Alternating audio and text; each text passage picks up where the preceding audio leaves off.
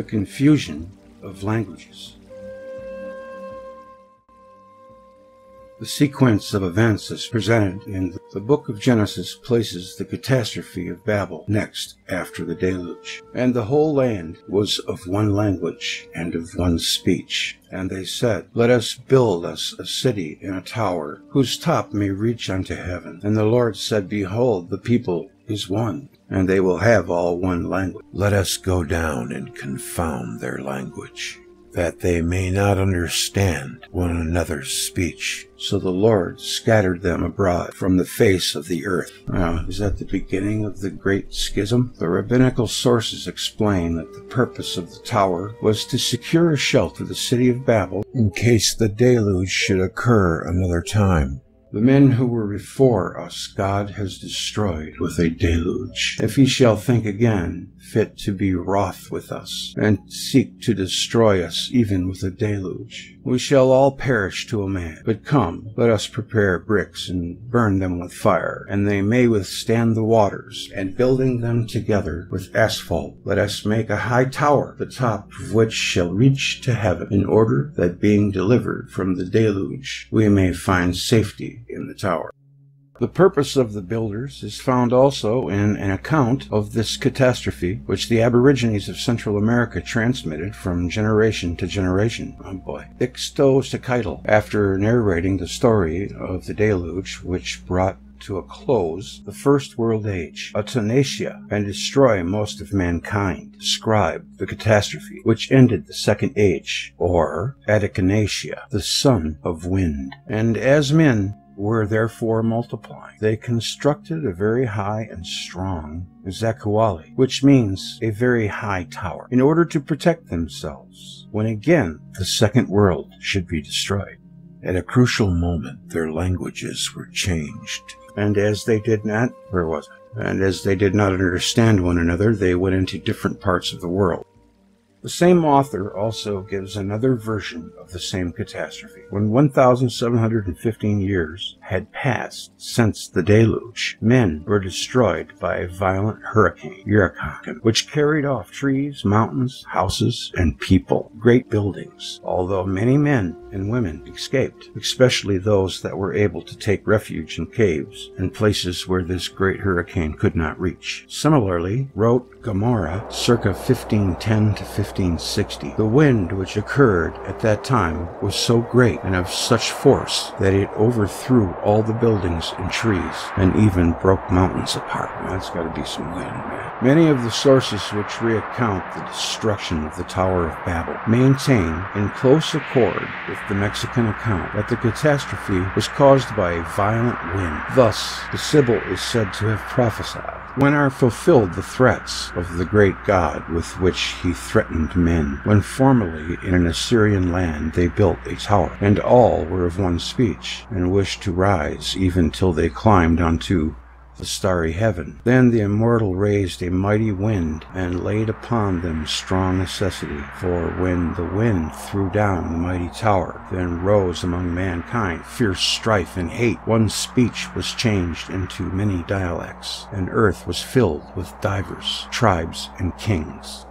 In the book of Jubilees, it is said that the Lord sent a mighty wind against the tower and overthrew it upon the earth. The Babylonian account, as transmitted by Abydenus, tells that once men built a high tower where now is Babylon. When it was already close to heaven, the gods sent winds and ruined the entire scheme, and men, having till then been all of the same speech, received now from the gods many languages. Other accounts give the impression that a strong electrical discharge, possibly from an overcharged ionosphere, found a contact body in the high structure. According to a tradition known to the 12th century traveler Benjamin of Tudela, fire from heaven fell in the midst of the tower and broke it asunder. In the tractate Sanhedrin of the Babylonian Talmud, it is said, "A third of the tower was burnt, a third sank into the earth, and a third is still standing." The Tower of Babel story was found in the most remote parts of the world prior to the arrival of missionaries. In those places, thus before the biblical account became known to the Aborigines. For instance, on the island of Hao,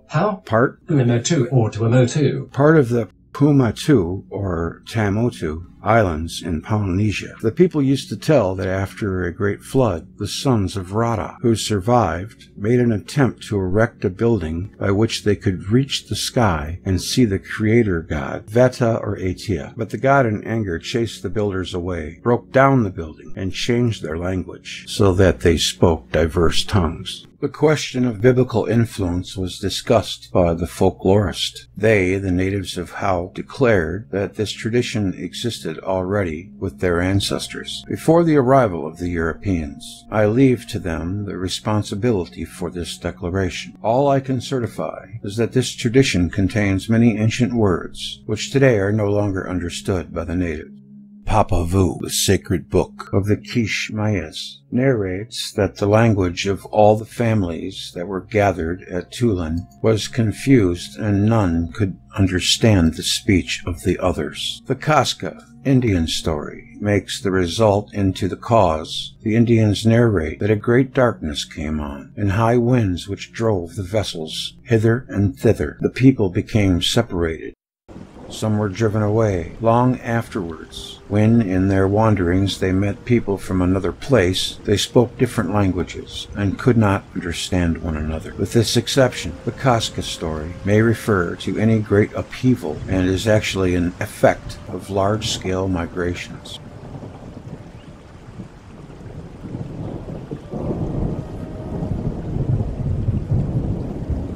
The traditions of the peoples make the catastrophe the immediate cause of the confusion of languages and the dispersion as well, while the account in Genesis and that given by Abydos and various other sources connect the story with a certain place in Mesopotamia. The traditions localize it in many different countries. In each case, the entire population of the world is said to have been affected. If the nature of the catastrophe was cosmic, the same occurrence could have taken place in different countries. In this case, the existence of similar traditions in many corners of the globe is of no avail for tracing the migration of ancient tribes. The Arabic tradition makes South Arabia the scene of the upheaval, followed by the confusion of languages and migrations. Similar experiences could have been brought about by one and the same cause in many places. It appears that after the flood of the plain of Mesopotamia became one of the few cultural centers in the world, another flood would have caused the utter destruction of the human race. And this was feared because the memory of the flood a few centuries earlier was very vivid. Observations of the movements of the heavenly bodies may have provided a warning of a new catastrophe, and large structures were built for refuge. But when the event came, the structures were overwhelmed, were destroyed by hurricanes and powerful electric discharges. In the rabbinical concept of the seven earths, molded out of one another in successive catastrophes, the generation which built the Tower of Babel inhabited the fourth earth, but it goes on to the fifth earth, where the men became oblivious of their origin and home. Those who built the Tower of Babel are told to forget their language. This generation is called the people who lost their memory. The earth which they inhabited was the fifth earth, that of oblivion, Nescia. In the ancient Mexican traditions, that it is told that those who survived the catastrophe of Son of Wind lost their reason and speech. The characteristic of this catastrophe was its influence upon the mental or mnemonic capacity of the peoples. The description of, as told by many tribes and peoples, if it contains authentic features, arouses the surmise that the Earth underwent an electromagnetic disturbance, and that the human race experienced something that in modern terms seems like a consequence of a deep electrical shock. I'll say the application of electrical current to the head of a human being often results in a partial loss of memory. Also, a loss of speech may be induced by the application of electrodes to specified areas of the brain. Some of the sources assert that the builders of the tower feared a world conflagration. Similarly, the sacred writings of the Burmese relate that when the world is destroyed by wind, the wind begins to blow and gradually increases. At first it only raises sand and small stones, but at length it whirls about immense rocks and the summits of mountains. F. Buchanan on the Religion and Literature of the Burmese. The order of the Sun Ages of the ancient Mexicans is given differently by different authors, but the most reliable of the sources, the Vatican Codex. Wonder why it's the Vatican. What would they know about Mexico? Ixtlilxochitl and Venetia all agree that Echinacea, or the Son of Wind, was the second age, following after the Son of Water, or Echinacea. The tradition that fire from heaven destroyed the tower is also a feature of some of the Mesoamerican accounts. The legend recorded by Pedro de los Rios concerning the foundation of the pyramid Cholula, told you about them pyramids, Cholula, in Mexico, after the waters of the deluge had recorded. One of the survivors, Cholula, where he began to build a large structure. It was his to raise, the mighty edifice to the clouds. But the gods, offended at his presumption, hurled the fire of heaven down on the pyramid. Many of the workmen perished, and the building remained unfinished. Fraser adds that it is said that at a time of Spanish conquest the inhabitants of Cholula preserved with great veneration a large aerolite, which according to them was the very thunderbolt that fell on the pyramid and set it on fire. Another Mexican tradition recorded by Diego Duran in 1579 tells of giants who built a tower that almost reached the heavens when it was destroyed by a thunderbolt. The tradition was among those collected Cayo in 1912 or 1913. His publication contains the story in the original Polynesian and in a French translation. The question of whether the Greeks transmitted an account of the same events was debated by several writers in antiquity, including Philo of Alexandria, Cyril of Alexandria, and Origen.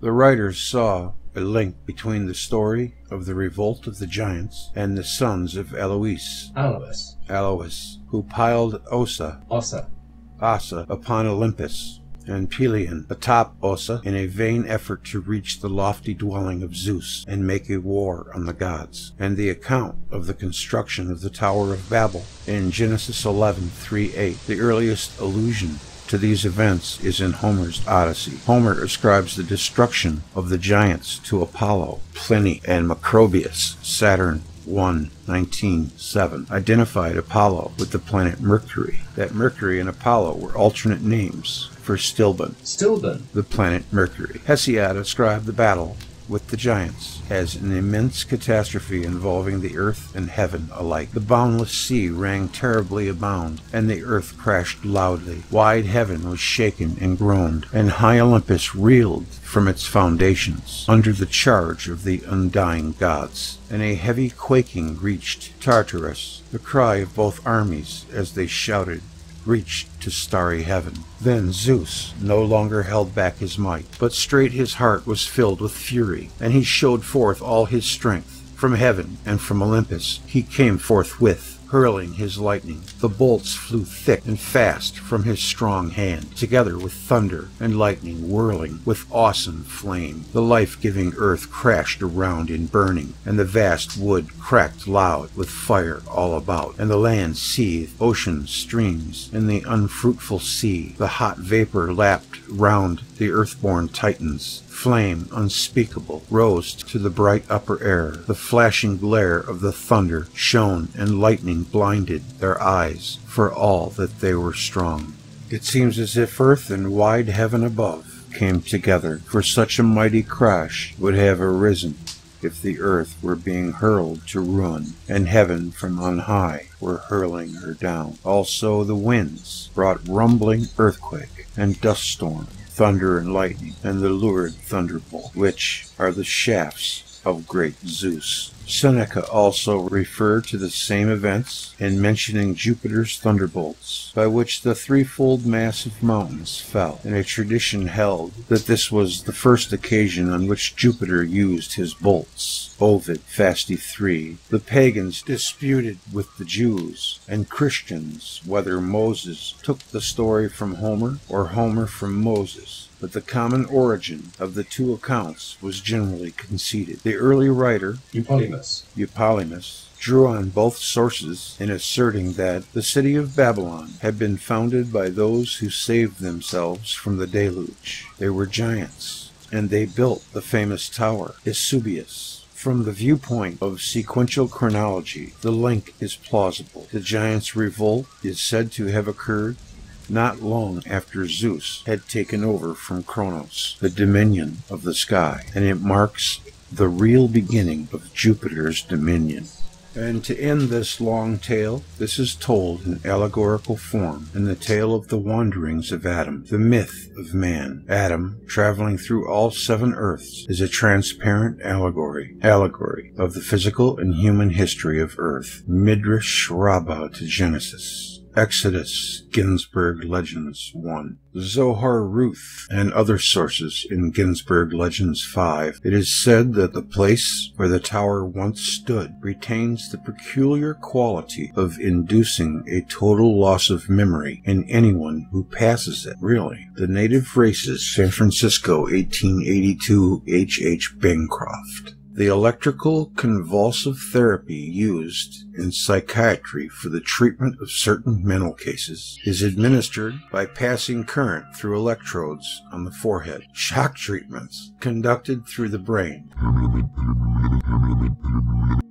The electric discharge causes a period of confusion and subsequent complete, though temporary, loss of memory of the events immediately preceding the discharge. A number of patients complain also of consequent disturbances of longer duration, and some of them suffer a patchy retrograde amnesia. See Siskind in Archive of Neurological Psychiatry, Chicago, 1941. That's why I like to read the footnotes, because there can be as much information there, if not more, than the article or the book.